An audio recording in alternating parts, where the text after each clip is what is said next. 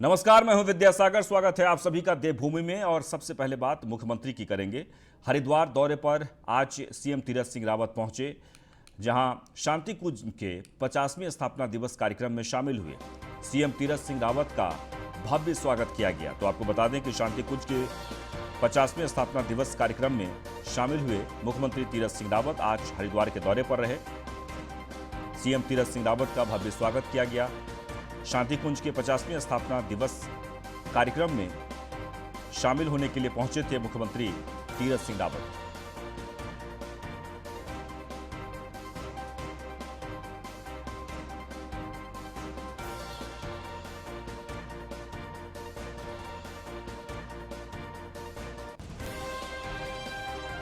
और सुमित सैनी जुड़ गए इस वक्त हमारे साथ।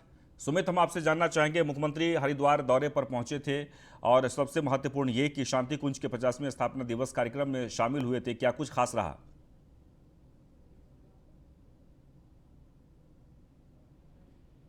यहाँ पर शांति कुंज जो संस्था है उसका 50वीं वर्षगांठ जयंती थी, तो उसमें वहां पर पहुंचे थे। तो कहीं ना कहीं जो शांति कुंज जो संस्था है इसकी आज 50वीं वर्षगांठ के उपलक्ष्य में एक भव्य कार्यक्रम का आयोजन किया गया था, जिसमें देश विदेश तमाम जो उनके जो लोग थे वो उसके साथ में वर्चुअल जुड़े थे। हालांकि इस कार्यक्रम को यहाँ पर कोरोना के चलते सूक्ष्म ही रखा गया था, लेकिन उसको जो वर्चुअल थे लोग, उसमें काफी मात्रा में लोग यहाँ पर जुड़े। जो कानून मंत्री, जो यहाँ पर कैबिनेट मंत्री रविशंकर प्रसाद भी इसमें वर्चुअल जुड़े और इन्होंने शांति कुंज पर एक डाक टिकट भी आज जारी किया। और इससे पहले 1991 में भी शांति कुंज में के जो संस्थापक थे उनके लिए भी यहाँ पर डाक टिकट जारी हुआ था। तो उसको लेकर भी यहाँ पर जो आज ये डाक टिकट जारी हुआ, कहीं ना कहीं शांति कुंज की तरफ से भी एक इसको लेकर एक स्वागत किया गया, क्योंकि जो विश्वास जताया गया, उन्होंने भी साफ तौर पे कहा जो सरकार के द्वारा विश्वास जताया गया है शांति कुंज पर, उसका भी बहुत बहुत धन्यवाद भी किया। क्योंकि शांति कुंज ऐसी संस्था है जो देश ही नहीं विदेश में भी इसके अनुयायी लोग जुड़े हुए हैं। और तो कहीं ना कहीं इस संस्था के इस कार्यक्रम में मुख्यमंत्री तीरथ सिंह रावत यहाँ पर पहुंचे थे। उन्होंने यहाँ पर इस कार्यक्रम को का शुभारंभ किया, दीप प्रज्वलित करके इस कार्यक्रम का शुभारंभ किया गया। जी, मुख्यमंत्री वहां पर पहुंचे थे, जैसे कि आप कह रहे हैं कि वर्चुअली और भी कई गणमान्य व्यक्ति इसमें जुड़े हुए थे, लेकिन आज इस कार्यक्रम के अलावा क्या क्या खास रहा, क्या संदेश दिया गया है, कौन कौन से महत्वपूर्ण जो है लोग उसमें जुड़े थे मुख्यमंत्री के अलावा? बिल्कुल, मुख्यमंत्री तीरथ सिंह रावत के अलावा यहाँ पर केंद्रीय मंत्री रविशंकर प्रसाद यहाँ पर वर्चुअली जुड़े थे, जिन्होंने शांति कुंज की सराहना भी की और इसी के उपलक्ष्य में यहाँ पर एक डाक टिकट भी जारी किया। और इसी के साथ में जो शांति कुंज के बहुत जो देश विदेश से जो अनुयायी थे, क्योंकि इस कार्यक्रम को कोरोना के चलते सूक्ष्म ही रखा गया था, यहाँ पर जो वर्चुअल तौर पर देश के तमाम कोने से और विदेशों से भी लोग इसमें वर्चुअल जुड़े थे, क्योंकि कार्यक्रम को लेकर पूरी जो इसके लिए तैयारी की गई थी, क्योंकि कोरोना के चलते इस कार्यक्रम में ज्यादा लोगों को यहाँ पर नहीं बुलाया गया था। लेकिन जो इनके अनुयायी है, इन करोड़ों की संख्या में इनके जो अनुयायी है, उनको सभी को वर्चुअली इसमें जोड़ा गया था। कहीं ना कहीं जो ये कार्यक्रम था इसको लेकर, क्योंकि जो इसका शुभारंभ किया गया, तो मुख्यमंत्री के द्वारा इसका शुभारंभ कराया गया, क्योंकि शांति कुंज ऐसी संस्था है जो जनहित में लगातार कार्य कर रही है। और इसको लेकर ही लगातार जो हर कोई भी अगर उत्तराखंड की बात करें तो उत्तराखंड में कोई अहम मुद्दा होता है, जब भी कोई संकट की घड़ी होती है, तो शांति कुंज के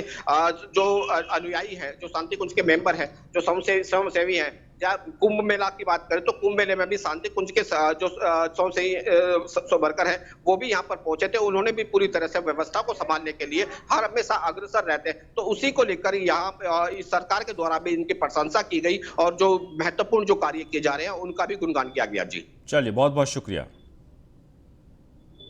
तो आपको बता दें कि हरिद्वार दौरे पर आज सीएम तीरथ सिंह रावत पहुंचे थे। सबसे महत्वपूर्ण शांति कुंज के 50वें स्थापना दिवस कार्यक्रम में शामिल हुए और वर्चुअली देश विदेश से लोग यहां पर इस कार्यक्रम में शामिल हुए थे।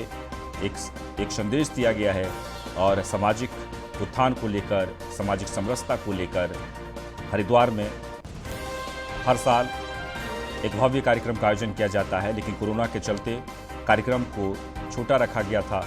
लेकिन मुख्यमंत्री तीरथ सिंह रावत वहां पहुंचे और उन्होंने इस कार्यक्रम का उद्घाटन किया।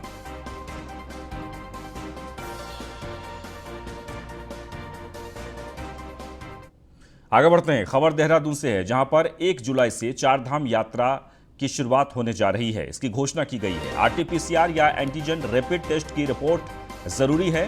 पहले चमोली, रुद्रप्रयाग और उत्तरकाशी के लोगों के लिए ये यात्रा शुरू होने जा रही है। इसके बाद 11 जुलाई से प्रदेशवासियों के लिए चारधाम यात्रा खुलेगी। इसके बाद दूसरे राज्य के लोगों को भी एंट्री मिलेगी, लेकिन कोविड रिपोर्ट साथ में लानी जरूरी है। शासकीय प्रवक्ता सुबोध उनियाल ने पूरे मामले को लेकर जानकारी दी है।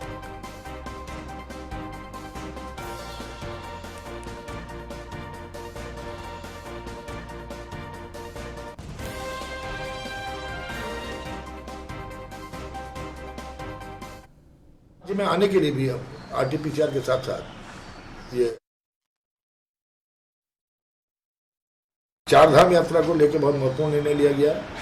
चारधाम यात्रा जो है स्थानीय लोगों के लिए, बद्रीनाथ मंदिर चमोली के लोगों के लिए, केदारनाथ मंदिर जनपद रुद्रप्रयाग के निवासियों के लिए और गंगोत्री और यमुनोत्री उत्तरकाशी के निवासियों के लिए ये 1 जुलाई से प्रारंभ होंगे और पूरे राज्य के लोगों के लिए 11 जुलाई से चारों धामों की यात्रा प्रारंभ कर दी जाएगी। इसमें आरटीपीसीआर, एंटीजन और रैपिड टेस्ट तीनों ही चीज़ों में कोई भी एक आवश्यक होगा मंदिर के दर्शन के लिए। और राज्य में आने के लिए भी अब आरटीपीसीआर के साथ साथ ये रैपिड टेस्ट और जो एंटीजन टेस्ट है इसको अलाउ कर दिया गया है कि राज्य में जो भी बाहर से लोग आएंगे वो इन तीनों में से किसी को भी लेकर इसमें आ सकते हैं। मुझे क्योंकि काफ़ी स्थिति में सुधार हुआ है, 220 के आसपास आया है, लेकिन 220 भी अभी, क्योंकि सरकार का ये मत है कि एक एक आदमी जब तक सुरक्षित नहीं महसूस होता तब तक रात्रि कर्फ्यू नगरीय क्षेत्रों में लागू रहेगा। वहीं कोविड कर्फ्यू को लेकर भी शासकीय प्रवक्ता सुबोध उनियाल ने बयान दिया है। 22 जून से 29 जून तक कोविड कर्फ्यू ढील के साथ लागू रहेगी। जनरल, मर्चेंट, परचून की दुकानें हफ्ते में 5 दिन के लिए खोली जाएंगी। वहीं होटल, रेस्टोरेंट 50% डाइनिंग क्षमता के साथ खोली जाएंगी। वहीं होटल, रेस्टोरेंट रात 10 बजे से सुबह 6 बजे तक बंद रखने का आदेश दिया गया है। सरकारी, अर्ध सरकारी, निजी कार्यालय 50% क्षमता के साथ खोले जाएंगे।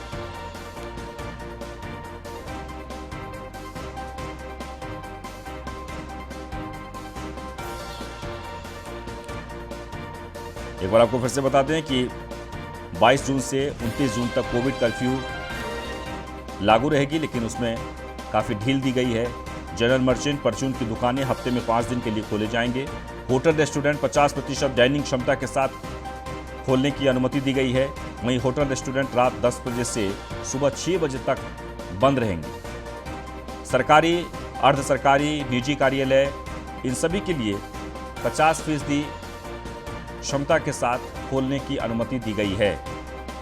तो ये नियम बनाए गए हैं और कोरोना कर्फ्यू यानी कोविड कर्फ्यू 29 जून तक जारी रहेंगे, ये निर्देश दिए गए हैं।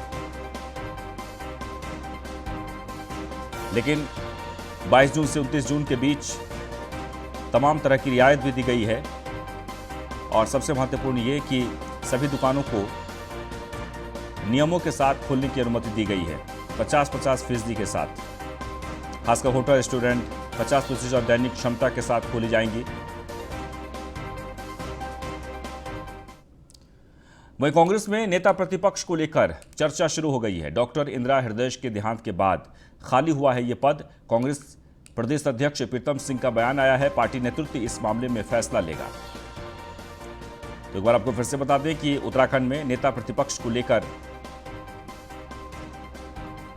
कांग्रेस में हलचल तेज हो गई है। पार्टी नेतृत्व इस मामले में फैसला लेगा, ये प्रदेश अध्यक्ष प्रीतम सिंह ने कहा है।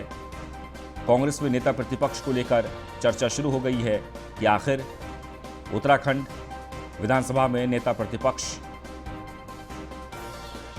किसे चुना जाएगा। इंदिरा हृदय के निधन के बाद से यह पद खाली हो गया है। पार्टी नेतृत्व इस मामले में फैसला लेगा, प्रदेश अध्यक्ष प्रीतम सिंह का यह कहना है।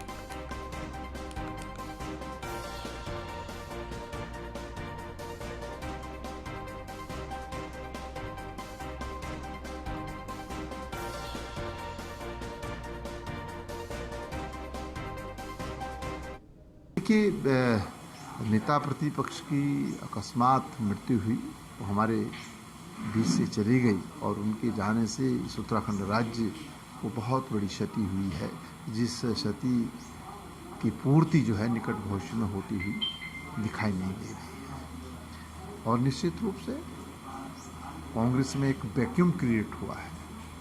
आज नेता प्रतिपक्ष की बात आपने कही, ये राष्ट्रीय नेतृत्व इस परिप्रेक्ष्य में निर्णय लेगा और जो भी निर्णय राष्ट्रीय नेतृत्व लेगा, कांग्रेस के एक एक साथी, कांग्रेस का एक एक कार्यकर्ता उसको स्वीकार करता है। तो हरिद्वार के देहात लक्सर और खानपुर ब्लॉक क्षेत्र के कई गांव में चंद्रपुरी के पास गंगा नदी का तटबंध टूट जाने से कई गांव जलमग्न हो गए हैं। सैकड़ों बीघा खेती की जमीन पानी में डूब गई है। प्रशासन ने लोगों से सुरक्षित स्थानों पर जाने की अपील की है। पिछले 48 घंटे से लगातार पहाड़ों पर बारिश हो रही है और इस बारिश के कारण जनजीवन अस्त व्यस्त हो गया है। कई नदियां उफान पर है, जिस कारण तटवर्ती क्षेत्रों में रहने वाले लोगों को लगातार प्रशासन द्वारा सुरक्षित स्थान पर जाने के निर्देश दिए जा रहे हैं।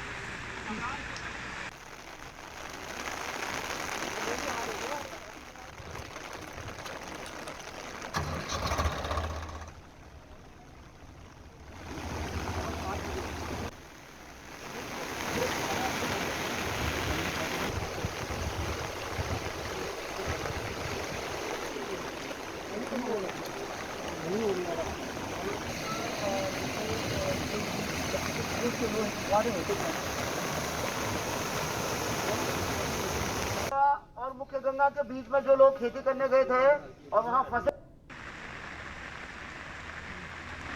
लक्सर की तस्वीर है। तस्वीरों में आप देख सकते हैं लगातार आसमान से आफत की बारिश और बारिश के बीच गंगा नदी का तटबंध टूट जाने के कारण पूरे गांव जलमग्न। और ऐसे में प्रशासन लगातार लोगों को अलर्ट कर रहा है। प्रशासन की तरफ से लोगों को सुरक्षित स्थानों पर जाने के लिए कहा जा रहा है। तस्वीरों में आप देख सकते हैं किस तरीके से रुद्र रूप धारण किया है गंगा नदी ने। लक्सर की ये तस्वीर है। जनजीवन पूरी तरीके से अस्त व्यस्त हो गया है। लोग परेशान हैं क्योंकि तटबंध कई जगहों पर टूट गया है और तटबंध टूटने के बाद से लगभग 50 से ज़्यादा गांव पूरी तरीके से जलमग्न हो गया है। लोगों को सुरक्षित बाहर निकालने की कोशिश की जा रही है और बार बार ये कहा जा रहा है कि जो भी लोग खेती करने खेतों में गए थे गंगा के उस पार, वो जल्द से जल्द सुरक्षित ठिकानों पर पहुंच जाएं। और ये जो तस्वीर आप देख पा रहे हैं, आप तस्वीर देखकर ही अंदाज़ा लगा सकते हैं कि इस वक्त वहाँ की स्थिति कितनी ख़राब है। और ये बारिश जो बंद होने का नाम नहीं ले रही है, पहाड़ों पर लगातार बारिश हो रही है और बारिश से जनजीवन अस्त व्यस्त हो गया है। कल रात को हमें सूचना मिली थी कि तहसील लक्सर के शेरपुर विला गांव में सिंचाई विभाग उत्तराखंड का जो तटबंध है वो आंशिक रूप से क्षतिग्रस्त हो गया है। हमने तत्काल मौके पर राजस्व विभाग और पुलिस विभाग की टीम को भेजा। स्थानीय ग्रामीणों की सहायता से रात को ही हमने इसका मौका मुआयना करके एक रिपोर्ट जो है उच्च स्तर को भेजी। सिंचाई विभाग की टीम इसकी मरम्मत के लिए मौके पर उपस्थित हो चुकी है। इसकी मरम्मत करने का कार्य चल रहा है। साथ में इसका जो पानी है जिन घरों में, जिन गाँव में संभावित होकर जा सकता है। कल रात को हमें सूचना मिली थी कि तहसील लक्सर के शेरपुर विला। वह उत्तराखंड में हो रही लगातार बारिश ने तांडव मचाना भी शुरू कर दिया है। बता दें कि पिथौरागढ़ जिले के दारमा और चौदस वैली को जोड़ने वाला धारचूला के कजेती पुल पूरी तरह से बह चुका है, जिसके ध्वस्त होने का वीडियो अब सोशल मीडिया पर तेजी से वायरल हो रहा है। आपको बता दें कि पुल बहने से 35 गांवों का संपर्क सीधे तौर पर कट चुका है। ये इलाका बेहद ही संवेदनशील है, साथ ही अंतर्राष्ट्रीय सामरिक दृष्टि से भी अहम है। वहीं राज्य में बारिश से पहाड़ की सभी नदियां उफान पर है।